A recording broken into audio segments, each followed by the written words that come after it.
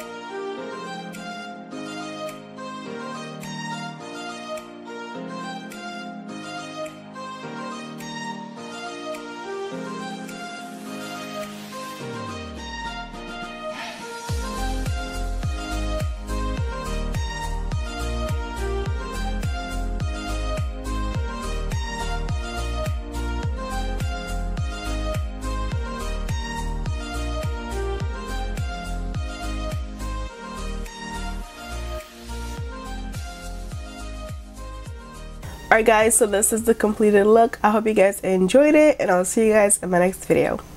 Bye.